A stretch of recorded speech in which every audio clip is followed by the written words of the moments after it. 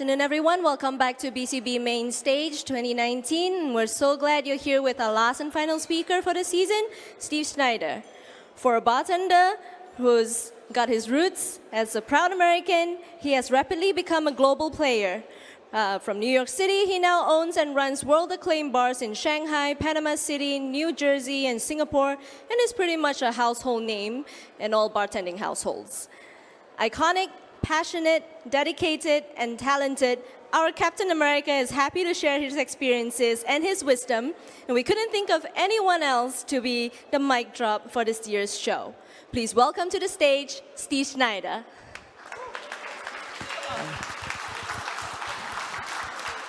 Thank you. Thank you for that introduction, Amanda. I know who wrote that one, Mr. Angus. Proud American. Yeah.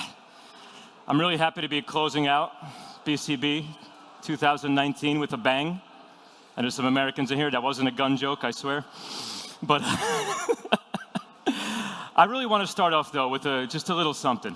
I was here 2 years ago, and there was a presentation about moving from New York City to Singapore to open up employees only. And I'll tell you, I put my heart and soul into that presentation. I brought my head bartender up. I was, I gave it all I got, right? And then they put it on YouTube, and I just checked it out. And I never read the comments, but one out of the two comments, some guy called me a douchebag. So if you're watching me now, they invited me back, okay? You little jabroni, talking trash online, my God. So, you hear me out there in freaking YouTube land? What have you ever done? Anyway, I just wanted to get that off my chest. I've been waiting 2 years. Anyway. Can we put on my slideshow, please?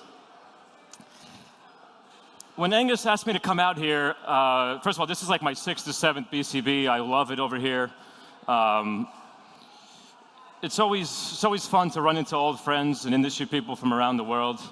And these days, I really don't travel much for like these kind of things. And it's something that I used to do a lot of. I went to like 45 different countries at one point, and teaching bartenders, talking trash, self-promoting, whatever we do.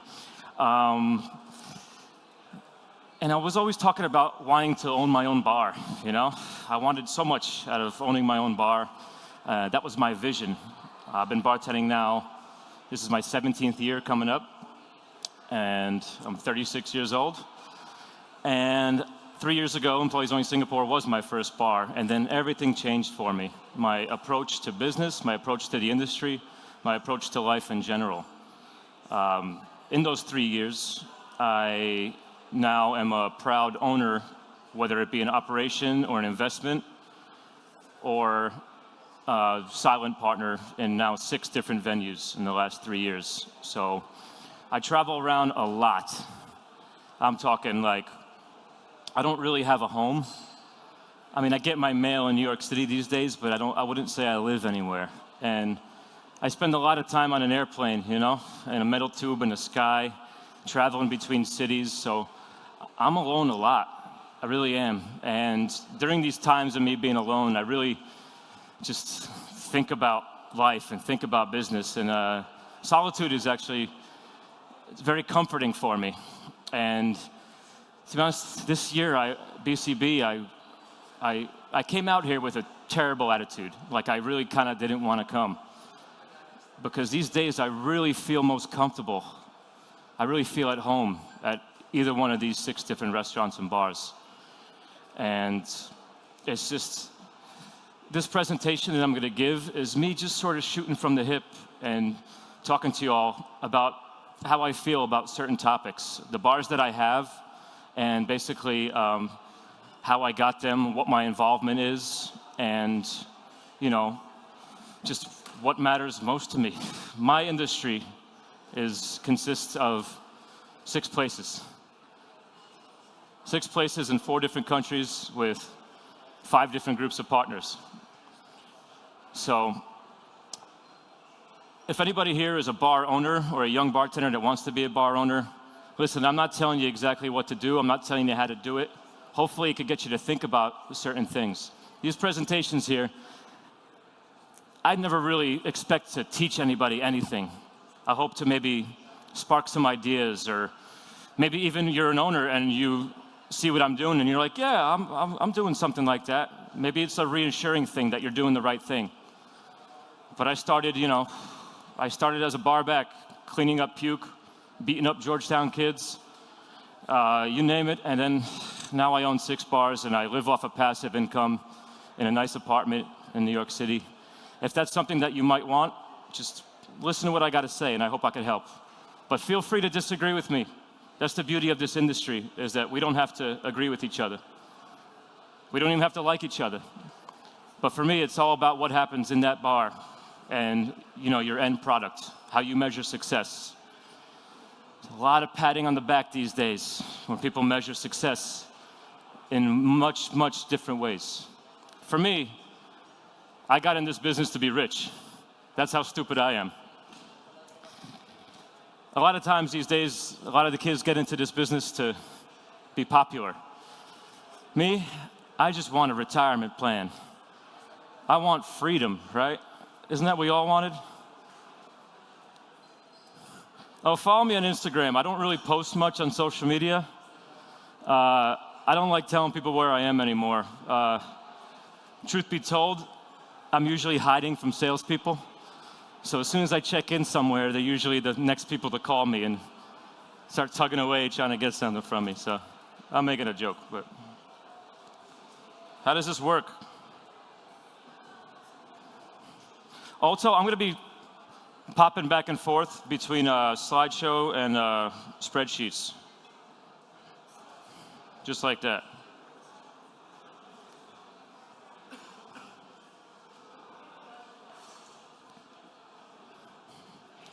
Let's try this. Yes. Freedom and retirement. That's what I wanted out of any kind of career. I started my career, this will be my 17th year behind the bar. And it's funny, I was at Jeffrey Morgenthaler's presentation, and you said half your life you've been bartending. Me too, man. I'm getting there. Me too. And it's crazy to think about that kind of stuff, but as you bartend for a long time, it's like, I didn't want to do this my whole entire life. I'm a former US Marine. I wanted to do 30 years in the Marines and then retire at 38, right? Get full pay, benefits, all this other stuff. And it didn't quite work out for me, but when I was in the Marines, I always wanted to learn, I wanted to dig fighting holes, right? But eventually, I wanted to tell other people where to dig. I didn't want to dig fighting holes my whole damn life. So my approach was, when I got in this bar business, if I was going to own a place, was not to just put all my eggs in one basket, but to diversify and try to get a little bit here, a little bit there, and all I care about is getting passive income. I want money coming in from all avenues and all sources. That's my main goal as a bar owner, bartender, whatever it takes. I'm just going to go through a quick little recap of my history. I'd been bartending in dive bars and live music venues and a little cafe for a while until I got recruited 12 years ago to work at Employees Only. This is the place that, first time I had actual mentors, right? And it actually, it made me famous, this place, if you want to call me that. It's where I got a chance to really do what I love on like a large scale, New York City, high volume. Making a ton of money and saving a ton of money, which I'm going to talk about later. After 13 years of total bartending, I was approached by Igor Hadjismailovic, one of the founders of Employees Only, and he offered me a partnership at Employees Only Singapore. It was the first expansion, a lot of pressure. I realized that opening Employees Only was the hardest freaking thing I ever did, harder than boot camp. I realized I had to carry everything on my back, but I also knew it was a great opportunity. So I spent every last dime I had to also invest in this project. And it's something I really believed in, and it worked out for me. And after payback, I was able to reinvest that money, and I opened up the Strangers Club in Panama. People say, why Panama? Why did we go to Panama? Long story short, I went in there on vacation with 5 of my other employees-only bartender friends. We fell in love with the place, we saved our tips, and we bought a place with no investors. We have 2 local partners. And this place is like a bachelor party without a groom, you know? We just go down there and have a blast. It's a 2-story venue, cocktail bar, restaurant downstairs, high-volume place upstairs. I'm gonna go through some trials and tribulations with this bar in a little bit. So all this stuff worked out. At Employees Only, our chef, who used to be a food runner at Employees Only New York, he came with us to Singapore. He worked his way up to line cook and to sous chef, and then he came out to be our everyday chef there under Chef Julia. And he's from right outside Mexico City. Every time he'd make his family food in Singapore, like authentic Mexican cuisine, people in Singapore lost their shit. You know, they only have like Tex-Mex or like stuff you'll find in California, which is good on its own right, but there was no authentic Mexican street food. So this is the first time where I was like, why don't we like open a hawker stand or something like that? And then it slowly evolved into this 16-seat restaurant. And I was like, I believe in this guy. I really believe in his food. So how am I gonna like make this happen? And I wanted Mexican food myself on the little island of Singapore. So the first time I was able to invest in somebody else. My goal always was to make my money work for me. I was working hard for my money. I was working for it, saving it, saving it, saving it. I really wanted to make it work for me. And that's that whole idea of passive income, where it just, you know, you're making money right now as we speak. That's what I want to do. So if that's something that y'all agree with, go for it. 16-seat restaurant, authentic Mexican, is doing great. Well, that's a little dark, but a year ago, after all this success in Asia and then going down to Panama, I met with a good friend of mine. His name is Shingo Gokhan, who's the owner of the SG Club, Speak Low, Sobre Company. I had always wanted to get into China, but in order to get into China, you know, once you're in China, you're freaking in China. You know, I needed an in. I needed somebody that's been there. So I approached Shingo, since him and I have been a good friend for like 10 years, and I asked him if he'd be interested in doing something in China. And he's a man of very few words. I don't know if you went to his presentation, but he's like, you really want to do this? And I was like, yeah, let's do it. 10 days later, he comes back with a space, with an agreement, with everything. It's crazy. And then we moved up. 6 months later, we were open. We're going to be 1 year old next month. Project is going to be paid back. And things are going well there. Basically, I'm an American-style bartender, high volume. Shingo is from Tokyo. The Odd Couple is an old American TV show. I don't know if you guys know. But yeah, there was these 2 sports writers, the 2 guys, friends. They just both got divorced and they were forced to live in together. It was a comedy. They were forced to live together in New York City. One person was really well put together, right? Neat and clean. And the other person was a freaking slob. So I'm from New Jersey, and he's from Tokyo, so I'll let you all decide on who's who there. But even our bartending styles, mine is very in your face, you know, 60 mils of alcohol per drink, you know, like strong, boozy, straightforward flavors, you know, no bullshit, you know. And his is very elegant, like a cello or like a violin. And me, I'm like a out-of-tune guitar. So that was the Odd Couple. We have 8 different flavors of sensations. There's a drink his style, a drink my style.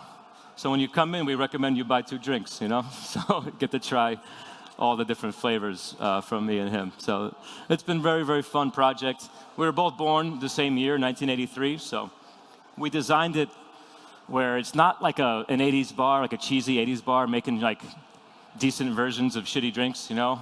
It's like we wanted to, what if some kids in 1983 thought of a bar in 2019? What would it look like? So using like the stuff that we have there, like a retro futuristic take on the world. So modern cocktails in like a fun 80s setting. Because a lot of the bars in Shanghai, cocktail bars, are kind of serious, dark, you know, same, different name, right? So that's the Odd Couple, and it's been great. And last but not least, Hoboken, New Jersey, birthplace of Frank Sinatra and the birthplace of baseball. this is the place I used to work at before employees only. This was the cafe I worked at before I got recruited. The owner of this place, the previous owner, he told me in passing, right? They don't give out liquor licenses anymore in this town. You have to be grandfathered in. But he told me in passing one time, he's like, you know, when my kids get out of school, I'll probably sell this place, you know? And it kind of stuck with me.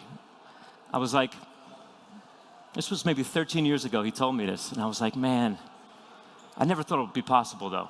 So I'd look at the back bar, I'd look at some of the lighting choices, and I was like, oh, I'd do this, I would do that. And, you know, his kids got out of school. His kids were freaking like 10 years old, too, you know? I was like, these little kids, they're never going to graduate. Look how big they are. So about a year ago, almost to this date, I found out he was selling because he was, in fact, retiring. He owns the building. So I made a few phone calls, and with all the businesses and all the success I had thus far, I purchased this place along with the chef. So I bought the bar I used to work at before employees only. And for me, that was what I thought a cap on my career already. I was like, that's it. It's done. I'm freaking retired. The place has been open since 1895. We're the 8th owners. You know, I got 20% of the damn place. It's like I know how much they make every year. I've seen the numbers. I bought the damn place. It's doing great. So I moved back to New York in April. You know, I go once a week. I do a lot of the inventory, back-end stuff. Nobody knows or cares who I am, by the way, in Hoboken, New Jersey. It's great. It's freaking awesome. I work Thursday nights behind the bar, listening to my old clientele talk to me about their Ford Tauruses and shit. It's awesome. So I moved back in April, and I found myself going back to Asia. I've been back 4 times since Asia. I keep getting the bug. So retirement lasted all of, I don't know, 3 weeks maybe. And I was like, I got to get back out there. I can't do this shit anymore. So here we are. I'm working on a new spot in New York, which I can't really tell you too much information. But for me, it's just always about the next thing. I'm very proud of what I got, but I can't overextend myself. The trick for me is, at this point in my ownership life, I know what I'm good at, right? I know what I'm not good at. I'm not good at coming up with an idea and seeing it all the way through to the end. I'm really not that good at it anymore. Or maybe I never was. Maybe I was just too stubborn to realize it.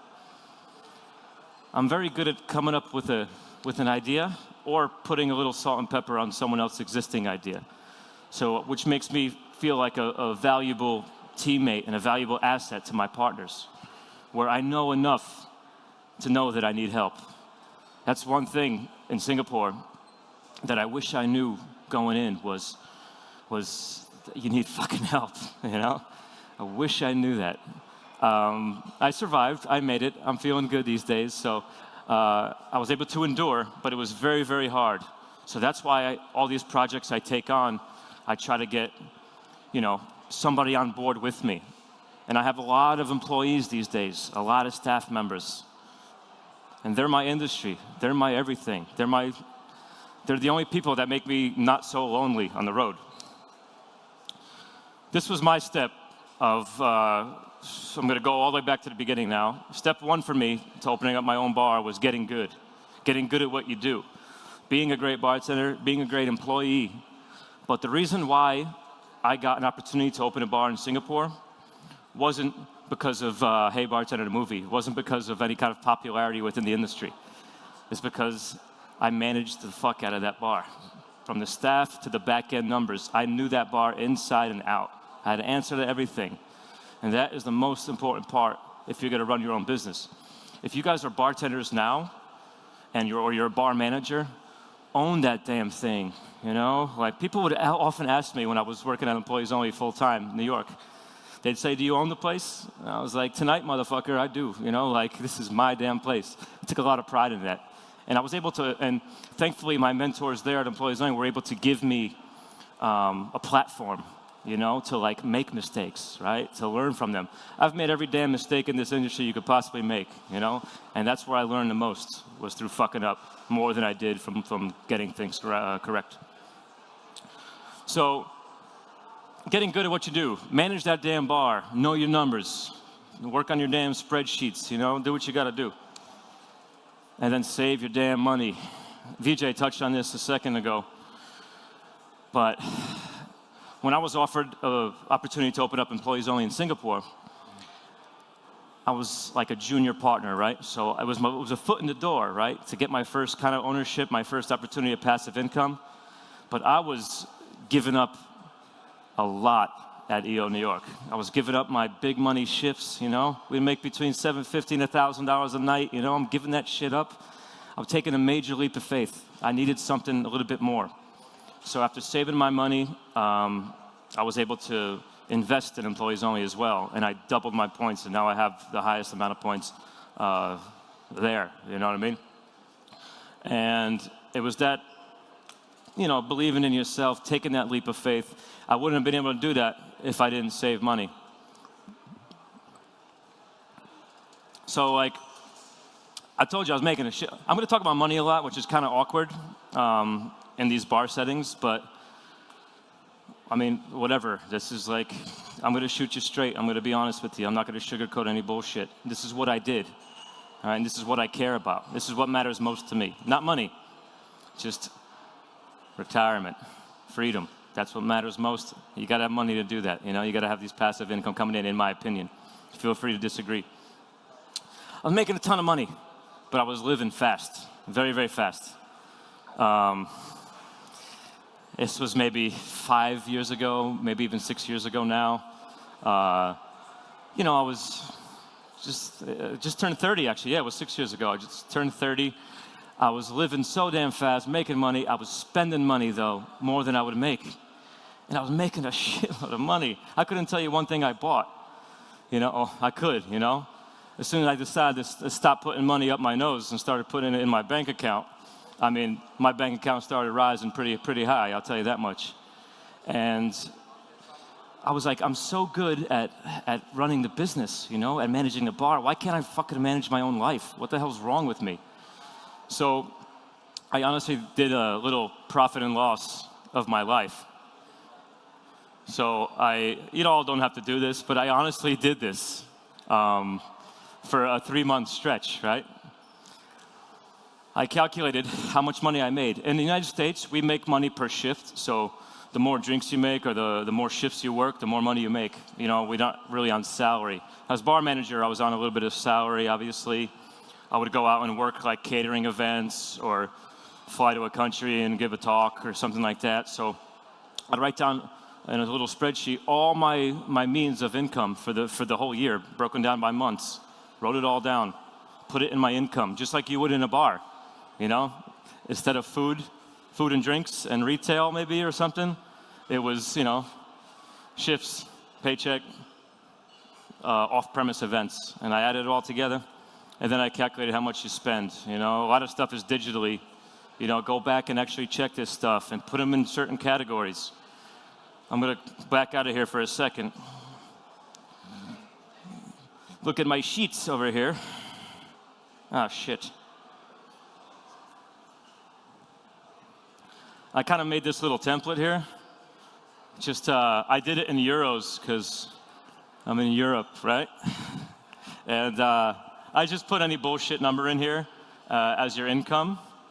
And then I put everything in like household, personal, travel, food, and entertainment, which can mean a variety of things. I mean, it's for your own in-house use. But come up with something like this. Manage your own freaking life, just like you'd manage the bar. Do it for 3 months. Trust me, you'll be amazed of where all your money's going. You gotta really know where everything is. That's the trick of being a good bar manager and a good bar owner, in my opinion, is knowing where all your freaking money is. Knowing where it's coming in from, but also know where it's going out from, and then make some changes, make some lifestyle changes, you know what I mean? So, I would highly suggest, you know, you want a good profit margin at the end of the month for you.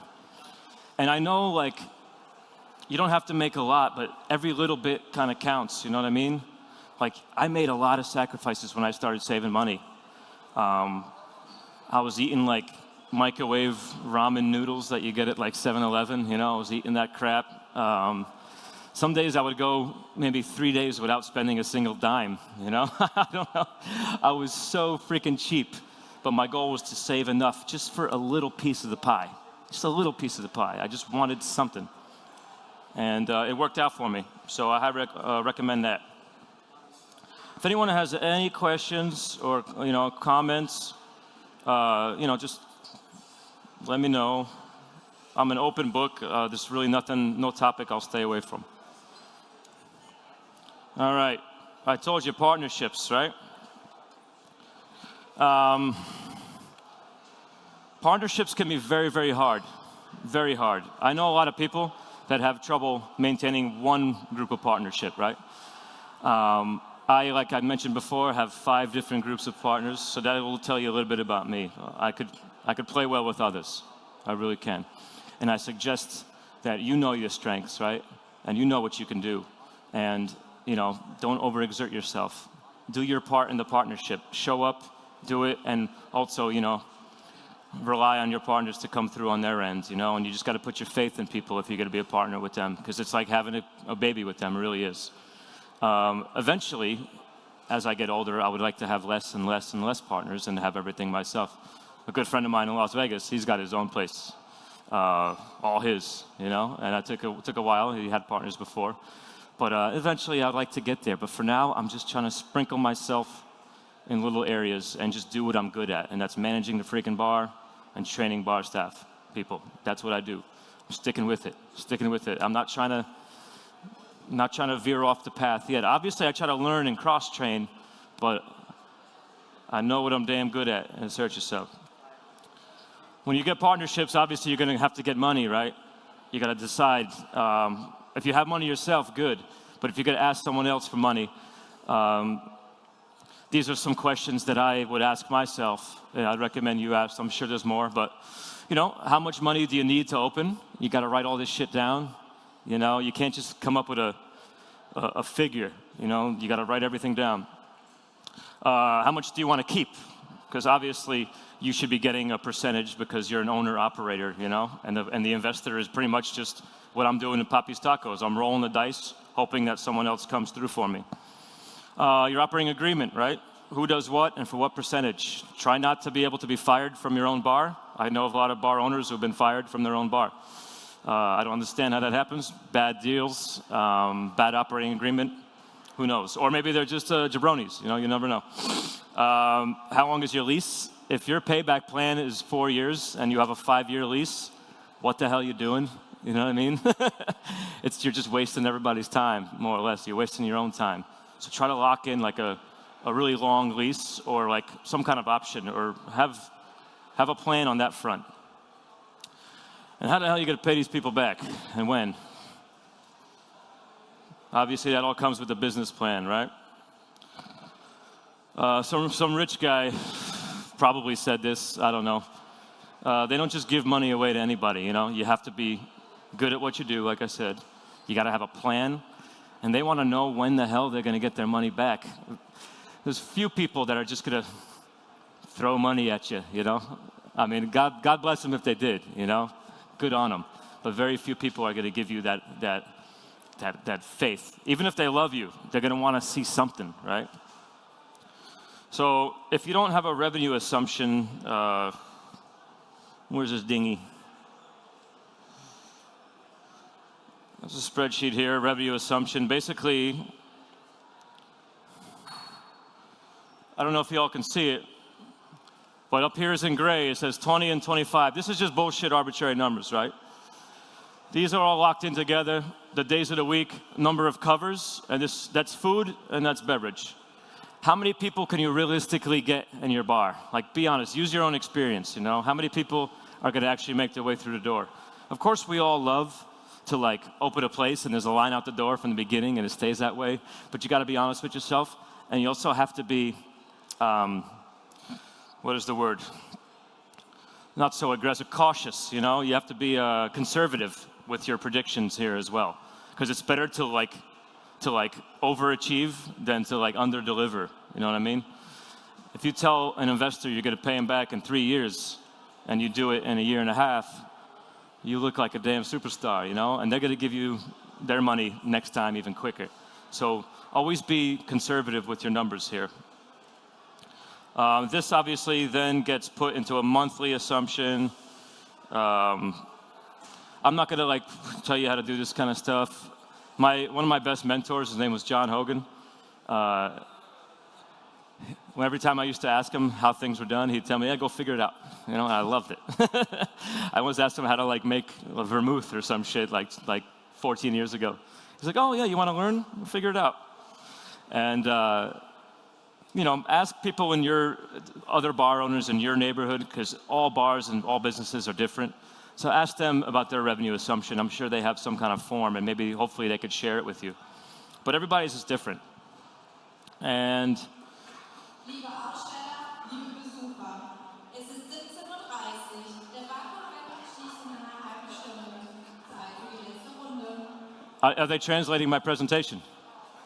Dear executives, dear visitors, it's 5:30. The Barback closes in half an hour. Time for the last round. That means I have a half hour left. Yeah, thank you, Amanda. It's like you're all retiring me. All right, inventory control. I told you I was good at managing this bar. If you're owning a bar, chances are your first bar, you're going to be the bar manager as well, especially if that's where you come from and you're like the operator. You have to do a lot of things, but if bar managing is your thing, inventory control is huge. This is a quote from me right now. Know what you have in house and know how much you're about to spend before you spend it. This is what I do at a Legion Cafe every freaking week. Even when I'm in China, when I'm in Singapore, doesn't matter. These Google Sheets saved my freaking life. Legion inventory, here we go. Inventory spreadsheet. I know it's the last hour of the last day of BCB and I'm talking about friggin' spreadsheets. I know everybody's tired, but thank you all for hanging in there with me. But spreadsheets are like a Bloody Mary, I think, where everyone thinks they have the best one, you know? Whose Bloody Mary is the best? Well, mine, of course, right? Anyway, I break it down from category. I'm not going to show you really how I do it, but basically every Sunday, in real time, I have someone from my bar staff. They'll either do inventory or they'll just tell me what we need. Once a month, obviously, I do inventory. I compare what I bought, what I spent, and then what I have left over. But here's what we're supposed to order, and it's broken down by distributor. So I will go to the distributor, right? I will clear everything. Let's see, Allied. Why not? No, you know what? We'll go to Fedway. There's more. Fedway, right? It'll go like this. Remove the blanks. Boom. I would copy, paste just like this. Copy, open an email, paste, send it. Done. That's my ordering for this distributor. The main thing with this, why I do all this stuff, is that this right here is linked in to the cost of the bottle, which then tells me my order amount. So I know how much money I'm going to spend before I even spend anything. So if you go down right here, wait, let me just remove this shite. All right. So at the bottom here, there's a total number, right? 4,800 and whatever the hell. The place has been open since 1895, right? The longer you're open, the more you know your sales averages. You're gonna know what the sales average is. And, take account, obviously, overpouring, these fucking bartenders, taking too many shots, take into account all the human error aspects. But the numbers say that if you know what your sales are, you can only order this much if you want a certain percentage pour cost. Like, that's your budget, you know what I mean? This is all you can spend. So you have to know this kind of stuff and know before. Let's say this number was too much, right? If I wanted to aim for 24%, right? If I wanted to aim for that, and I look at this, and if this was 24% of the number, and I know the sales are unattainable, if it was too high or too low, I gotta start whittling down. I'll ask myself, do I really need 36 bottles of this shitty brunch champagne? Can I get by with maybe 2 cases, you know? Can I whittle it down a little bit? Just chip away, constantly chip away. I like to keep a very low inventory in all my places. That's probably the only thing that I have in common with all my places, is how I handle inventory and how I do ordering and how I like things. You know, I like to handle inventory like a used car salesman. You know, like cars in, cars out, cars in, cars out. It's like if the cars are just sitting there on the lot for years and years and years, nobody buys it, it's not doing you any good. I like to get a bottle in and a bottle out. Obviously, there are exceptions to the rule, more expensive stuff, you know what I mean? Obviously, there's higher moving items. There's also, you know, you order a certain amount of cases, you get a certain amount of percentage off, this and that. So you got to pick and choose this stuff wisely. But overall, you have to know how much money you're about to order before you order, so at least you're in control of your own destiny. And you could put the bartenders in position to give you that percentage that you want. What do you think, Naftali? Naftali says it's excellent. We're on the right track here. Work it, you know. I worked every damn day in Singapore my first 3 months. It's funny, I saw Alex Cretena this morning, and he just opened his first bar, you know. I'm like, how you been? He's like, this is the first time me leaving in 3 months. And I'm like, man, I know it all too well. I didn't take off for 3 months, and the first day off, I spent it looking at the fucking cameras all night. It's like, why even take a day off? But if you're gonna really set the bar up the way you envision it, the way you see it, the way you want it, there's only one person that's gonna be able to come through, and that's yourself. You gotta work it. You gotta hold yourself accountable. Don't be afraid to make mistakes, but don't be reckless as well. You know, be cautious, but don't be, you know, too timid. It's a fine line right there, but just if you're gonna go for it, you gotta go for it, and you gotta be there. You gotta be present, you gotta have the answers.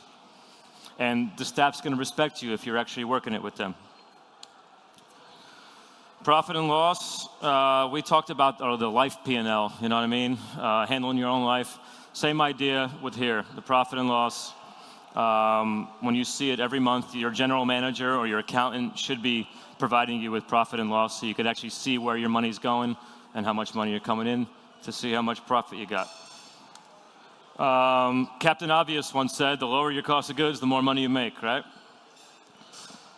This is an actual, I hope they can't see this on TV. This is kind of, fuck it. Take photos if you want, I don't care. Whatever, I don't care about anything these days, it's crazy. But this was an actual year previous, before I bought this place, right? In Hoboken. This was an actual year's worth of sales, right? I didn't know, he kept all of his cost of goods all in one line, so I don't know what was booze and what was food, right? It was all together. It was just, his cogs were all together. But I knew that it was 35, 65% between booze and food. So I worked backwards, and this is the exact same thing, right? Exactly the same, with the same operating expenses. So your rent, your freaking insurance, the payroll, all the same for 1 year. I don't know what year it was, maybe 6, 7 years ago, who knows? The only thing I changed was if I had a decent cost of goods, which even 30% isn't so hot either. So if I could run the bar at 22% and Chef could run at 35%, based off of these numbers, we're gonna double our profits than what this guy was doing. And that's freaking huge, just cost of goods. So that's what really made me wanna actually really buy this place, where it's like, I kinda see what he's doing, but I also know that his cost of goods are freaking 38%. I'm like, I know I can lower that, I've done it before. And that's what I've been working on these days in New Jersey, with this inventory control, lower inventory, better inventory management. And if you're not good at it, if this isn't your strong suit, hire somebody that is, you know? Hire people smarter than you. It doesn't take much to be smarter than me, but I hire people that are smarter than me all the damn time, because when I leave a place, I want it to be in good hands. I gotta work it, I gotta train them, but eventually, hopefully, it could run itself. And here, if I can make, you know, around 38 grand a year from this place, but if I just fucking improve my cost of goods, I'm making 80 grand a year right there, just in this place alone. And I'll take that any day. We'll talk about the pie. Depending on how many partners you have, right? In Panama, for instance, I have a lot of partners. There's a lot of us. It's a really fun project. It does really well as far as good times, great cocktails, best service, in my opinion, in all of Panama. But for 8 partners total, that pie's got to be huge in order for it to make really worth our while. You know, we all put in an equal amount of money, equal amount of percentage. So you really have to know. That's part of your, like, remember I asked you how much you want to keep? How much does it cost? How much you want to keep? You got to be honest with yourself. And is this worth my time, effort, and everything? Like, for me, at this point, time is money. I think I read somewhere, I could be full of shit. Maybe I just read it, an internet comment, and now I'm going to spew it out like it's real. But something like Bill Gates, where it costs him more money if he drops a $100 bill on the ground. It costs him more money to bend over and pick it up than if he's actually working, you know? If he has to stop working and pick up a $100 bill, he's actually losing more money than that 100 he just dropped down the drain. Survival. Panama, for instance, is a seasonal business. So, you know, there's the rainy season and then the high season. So sometimes your business will have to be in survival mode, and you have to recognize that. That's why keeping track of the P&L is very, very important. Keep a track of everything, things that you can really cut costs when you need to without ruining your final, quality product. Right now, the economy, what I'm going through here, the freaking economy in Panama took a hit. It really did. And I'm struggling with myself. It's like, do I really want to go through this trouble for a little piece of the pie? Do I really want it? My ego says, hell yeah. But my business sense, you got to be real. It's like, is this worth it? So now, like, we've got to talk about, do we have to move locations maybe? How much does it cost to close a business? In some places, it's not like you close and then you just walk away. You know, you still owe money to people, right? You still owe, your staff. You still owe everything. So while the Strangers Club isn't necessarily losing money, I don't know if it's enough for me. So that's something I have to ask myself. And I'm working through that conflict right now. And it's okay. It's okay.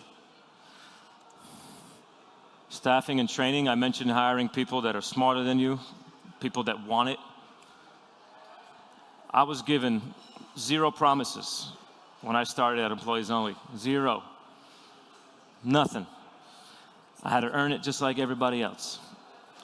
But what they gave me was a platform and an opportunity to just make something of myself. And I try to do the same for each employee that I have. Their career is their own. Like, I like to leave them alone and let them fuck up, I'll tell them how I want certain things to be, but I want them to be themselves within these guidelines. Be yourself. I don't want to tell you everything what to do. First of all, I freaking hate when people tell me what to do, especially at this point in my life. I hate it. I mean, I feel weird even telling you all anything right now. It's like, I don't like telling people what to do at all. I like people to figure it out, and I'm here for support. I'm here for a bit of guidance. I'll tell you if it was a stupid idea, I'll tell you. But I like people to make mistakes, because I learn more from fucking up than I ever did from doing good.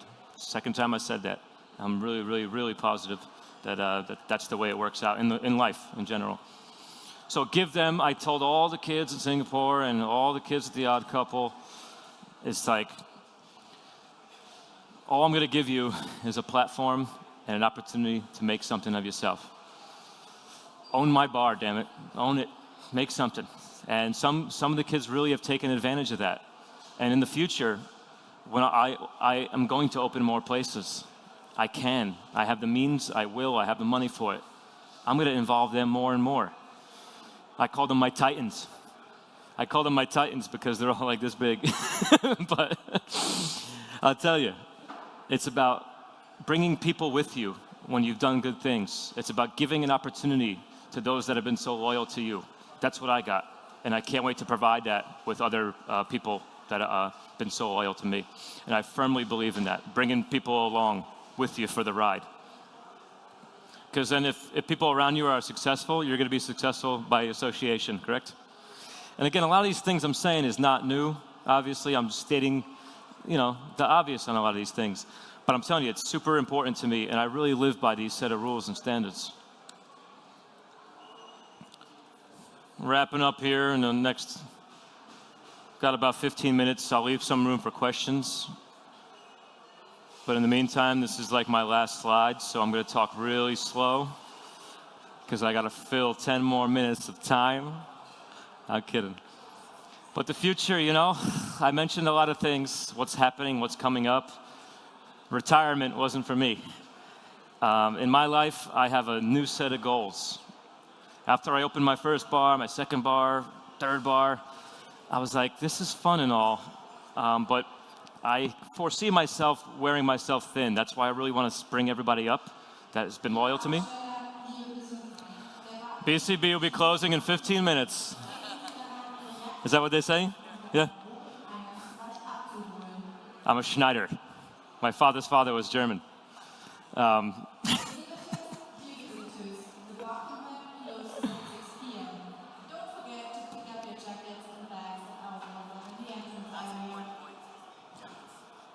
yeah, what I want to do, seriously, I want to own buildings. I think that's the next logical step from a bar owner is to purchase commercial real estate, residential, whatever. Just want to own it and then be able to rent out to a bar. I want to own the buildings the bars are in eventually. That's what I want to do.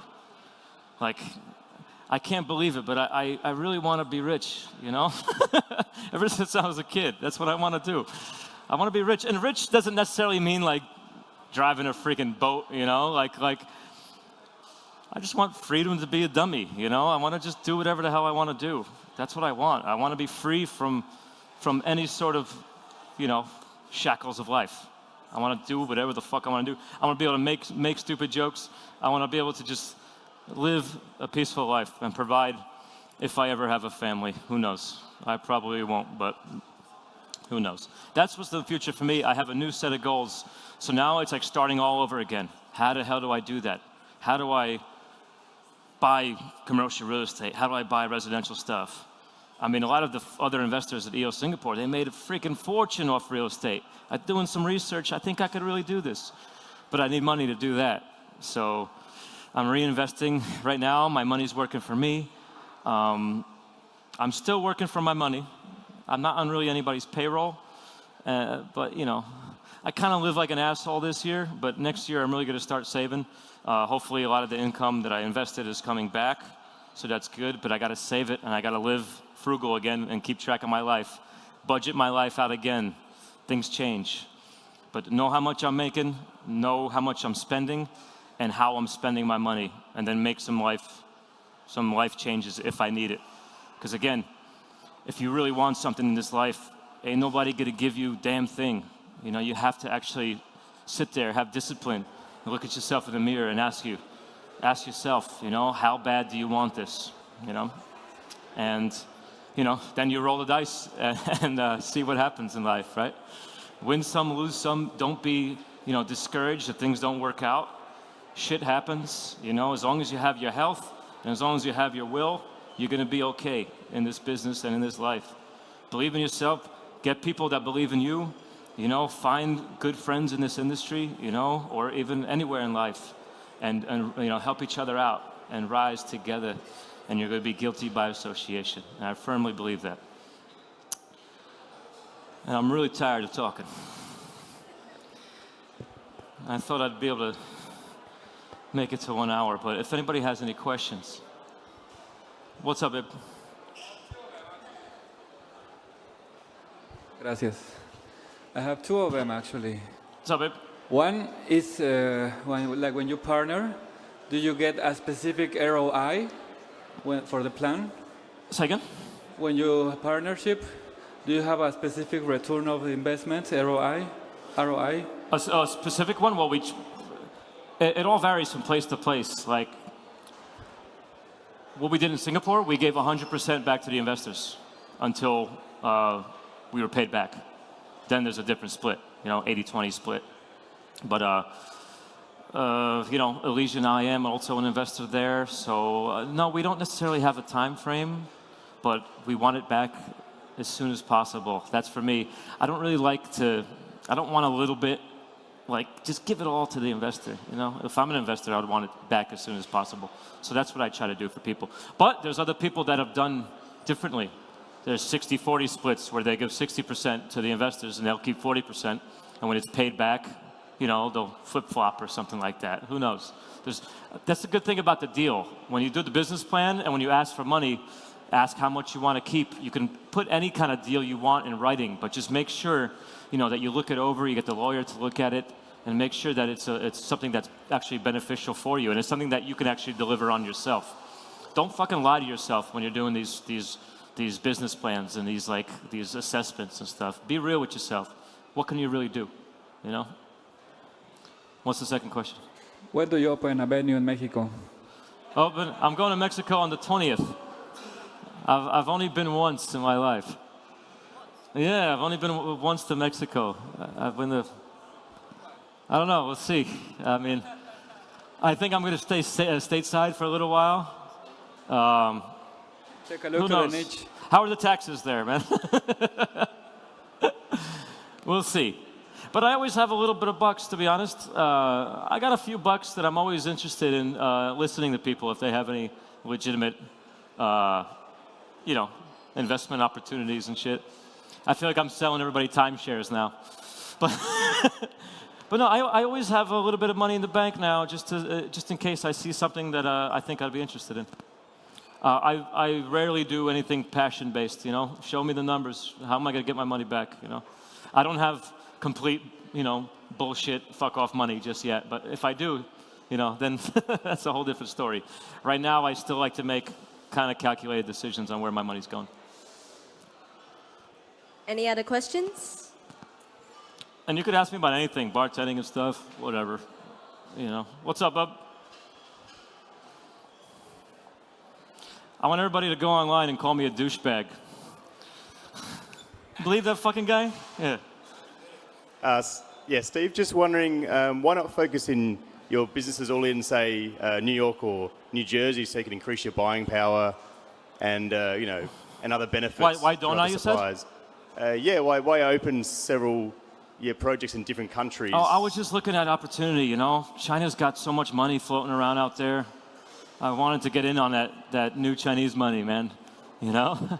Singapore was awesome place because there's some bars that have been open there to pave the way for, I think Employees Only is a unique bar in any place it's in. But Employees Only in Singapore, for me, felt like the perfect location for it. The amount of English spoken, the amount of expats, and also the great bars that have come before us, it felt right, You look at the economy too, and it's it just felt right that we would be a nice welcome addition. And, it has its good and bads too. I booked a one-way flight to a different country. It's tough, And then I voluntarily moved to Panama for a while, It's crazy. But I saw opportunity there. And, they take American money in Panama, direct flights to New York. It's can you see yourself living there as well? And for me, the flights are okay. I'm okay with the flights. I just don't like the airport bullshit. The flight, I don't have to fly the plane, I just sit in the chair. The other guy flies it around.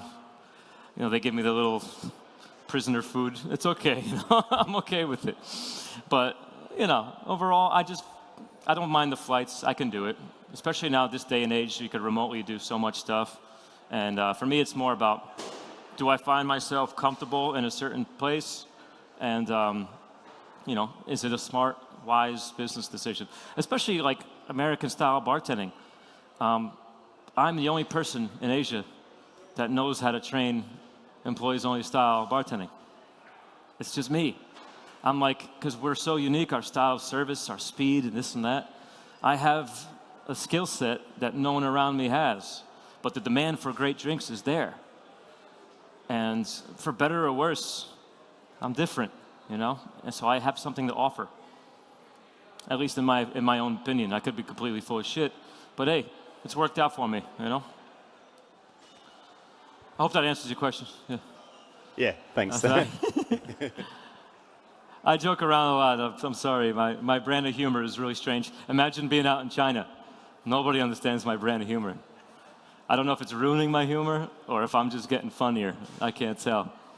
But nobody understands me, you know. For better or worse, I'm different. Hi. Hey, what's up?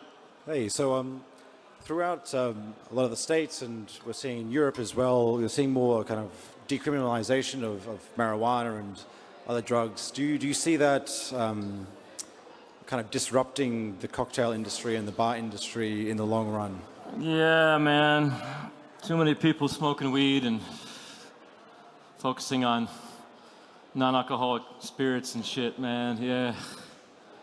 I always ball bust my friends for preaching all that stuff. I'm like, man, you're trying to put me out of business, bro. I'm trying to sell people booze here, and you're talking to me about yoga. I'm like, I'm like, damn, you know, keep it quiet. Like, we know being healthy is good for you. You ain't gotta tell nobody. I'm making a joke, everybody there in freaking YouTube land. I do see people drinking less though.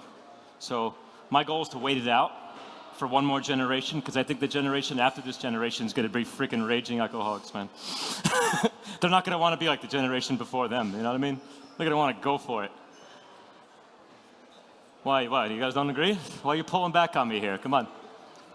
I thought we have a relationship. We spent an hour together, no? You know, I didn't want to be like my parents, you know? So the kids from the kids today, they're not going to want to be like their parents, I guarantee you. My dad don't drink, I'm going to drink my ass off. That's what they're going to do. Yeah, you watch. I'm joking, YouTube. Jesus. Hey, just a quick question. What's with the ethics about free pouring in employees only? Free pouring? How do you keep track on the inventory? Like under pour, over pour. How do you keep track? And what's up with that? How do we keep track? The same way you do in any other bar. We don't just throw a bunch of shit in a glass, you know? We are trained and we practice this stuff daily, you know? Proper training is everything. I mean, how many times have you seen someone with a jigger pour half of the shit down their arm, you know? It's like, human error happens, you know? Just account for it, a few percentage points here and there. But you gotta be properly trained. That's where I go back to working it, you know? When I'm on my slide that said work it, you gotta work it. You gotta be there, you gotta train them properly. You know, I know how to pour 30 mils, you know? I've been doing this a long time. I compare that to, what's his name? Shaun White, see a snowboarder, a flying tomato, extreme sports. Tony Hawk, okay. He didn't learn any of this crap by like reading books, you know? He learned from falling on his ass. And I consider free pouring kind of the same thing. You can't read a book to learn how to free pour. You gotta like have a good teacher, and then you gotta practice, and you gotta fall on your ass, you gotta fail until you get it right. Tony Hawk, you can see what he could do with a skateboard. I could pour 30 damn milliliters, you know? It's not asking too much. It might seem as a stupid question, but what do you think that is more efficient, free pouring or jiggering? Depends on the venue. I'm not going to tell you how to do your business, you know? That's one thing. I was a lot happier when I started minding my own business and worrying about what I'm doing instead of what everyone else is doing. What works for me, works for me. Depends on the venue. You know, if one thing about the Odd Couple is that it's kind of I've got 6 seats at the bar. I'm used to having 18 to 20 seats, you know? So the Odd Couple is a lot more cocktail focused, right? Where what's in the glass matters a bit more because a lot of people are sitting down all the time. There's not a lot of standing room. Employees only, if I start whipping out a jigger, I might as well just close the damn doors. At Odd Couple, I use jiggers, yeah. You know, it all depends. I mean, free pouring for me has been my style. It's like if I'm a martial arts teacher, you know, and I do taekwondo, and Nick Talley here does jiu-jitsu. They ask me, hey, what's the best style of fighting? I'm going to say taekwondo because that's what I know. But if I don't respect his jiu-jitsu, he's going to make my ass tap out real quick. You know what I mean? But if I learn jiu-jitsu as well, then I can mold myself to the fight. I can change my fighting style. If I can box and if I can kick, that means I have more weapons at my disposal. So learning, you know, a lot of different styles, I think, is very beneficial. for your career. And then pick and choose, and you'll know what's right for your clients. If you're in a hotel bar, you know, if I'm in a 4-seat hotel bar, I'm not going to be sitting there, you know, speed free pouring. It's more of an intimate kind of affair. But if I'm 4 deep, jiggers could go away. At Elysian, all the bartenders been there since when I was there 13 years ago. Some have been there almost 20 years. They're in their 40s, 50s. You think they want to listen about like cocktails and stuff? And the clients, they don't give a shit either. So what I did was I batched all the ingredients ahead of time. The lunchtime bartender batches all the non-perishables. All you have to do is add the citrus or the bitters and stuff, shake or stir. The Negroni they pour out of a bottle. I made their lives easier. So, you know, it all depends on your venue, on what style of service you want to do and what kind of training. But again, if you're managing and doing your orders, there's only, you know, you got to be aware of your budget, about how much money you can really spend before you start getting in the yellow or the red, which you don't want to be. You always want to be in the green. She gave me the damn, yeah, she's playing the Oscar music. But honestly, guys, I joke around a lot. It's my way. I spend a lot of time, you know, in solitude. So it's really cool to get out and talk about what I'm really passionate about. And I really...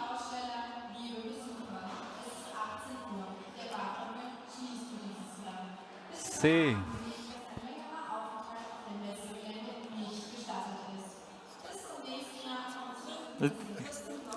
Yoink!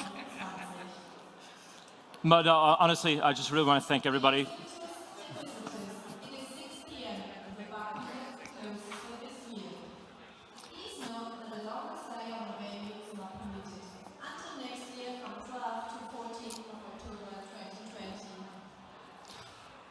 Thank you all very much. I really appreciate it. I don't take it for granted. It means a lot to me to share my weird sense of humor, my passion, and my love for this business with everybody here. And thank you, Berlin. Thank you, Amanda. Thank you, Angus. Thank you for everybody that allowed me to speak today. It's my absolute privilege. Thank you, everybody in YouTube land, except for that one guy that commented 2 years ago. Everybody else, big love. Thank you very much, Steve, and thank you everyone for coming. We really appreciate your presence here. As you're heading out, please grab anything that you brought in with you. Don't forget any of your belongings, and please help clean up the venue as you go as well. Thank you very much.